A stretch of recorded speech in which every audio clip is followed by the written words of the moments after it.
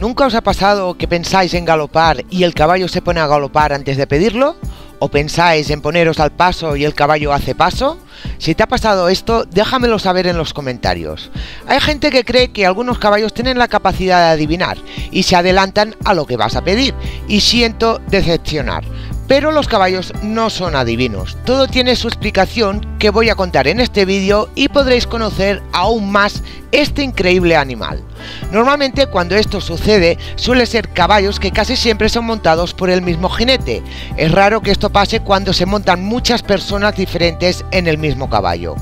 Aunque sí tengo que decir que todos los caballos que son montados por un solo jinete tienen la capacidad de tener este don, por llamarlo de alguna manera. Otra cosa diferente es que lo exterioricen avanzándose a la orden. Si no son adivinos, ¿cómo es posible que sepan lo que pensamos?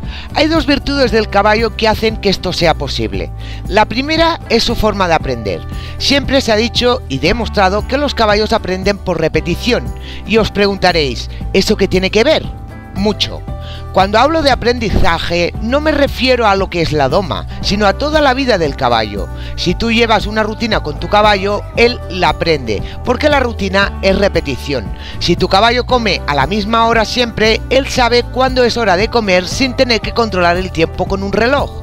Si tú limpias los cascos siempre antes de montar, el caballo sabe que le vas a coger las patas y algunos ya las levantan solos, otros en cambio lo saben pero no se adelantan. Con esto os quiero decir que cualquier rutina el caballo es capaz de aprenderla. Iris sabe que cada día cuando le voy a buscar en el paddock le doy una zanahoria. Sin embargo, ella sabe que la zanahoria no se la doy hasta que no le ponga la cabeza de cuadra. Así que ella está quieta y cuando termino de ponérsela, entonces es cuando me mira diciéndome ¿dónde está mi zanahoria? Ella esto lo ha aprendido porque siempre lo hago, por lo tanto, por repetición. Con eso os quiero decir que cualquier cosa que siempre lo hagáis igual, los caballos lo aprenden.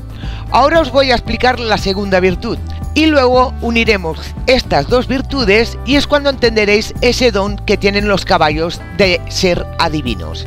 La segunda virtud que hace que esto sea posible es su sensibilidad. Todos sabemos que los caballos son extremadamente sensibles, aunque algunos no lo demuestren. No os dejéis engañar, lo son. Siempre se suele poner el ejemplo de una mosca para destacar su sensibilidad corporal, ya que la sienten enseguida, pero también son muy sensibles con todos sus sentidos: oído, vista, tacto y olfato. Es por eso que se dice que los caballos perciben el estado de ánimo de las personas e incluso pueden oler el miedo. No es que lo huelan con el olfato, pero sí le perciben con todos sus sentidos. Pues bien, ya tenemos las dos virtudes del caballo que hacen que creamos que son adivinos: repetición y sensibilidad. Ahora vamos a analizar cómo un caballo puede adivinar, por ejemplo, que vas a pedir galope antes de aplicar las ayudas correspondientes. El ser humano no somos especialistas en la comunicación corporal, algo que sí lo es el caballo porque es su forma de comunicarse.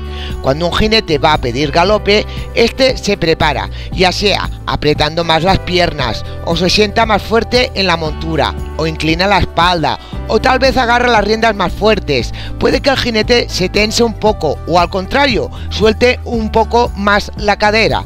La forma de montar cambia. Consciente o inconscientemente cambiamos algo antes de pedir el galope. Como el caballo es tan sensible, este nota el cambio. Son señales que el caballo aprende a leer, ya que siempre actuamos de la misma forma, por lo tanto, esto es repetición. Si siempre es el mismo jinete, este actuará igual antes de la transición y el caballo sabrá que vas a pedir el galope y se adelantará. Por eso os decía que la sensibilidad del caballo y su aprendizaje por repetición son los dos factores que hacen que el caballo parezca adivino. Pero ahora viene la gran pregunta: ¿es bueno que el caballo se adelante a lo que le vamos a pedir? ¿Qué opináis vosotros? Dejadme en los comentarios vuestra opinión y si queréis que haga un vídeo sobre el tema. ¡Hasta la próxima, caballistas!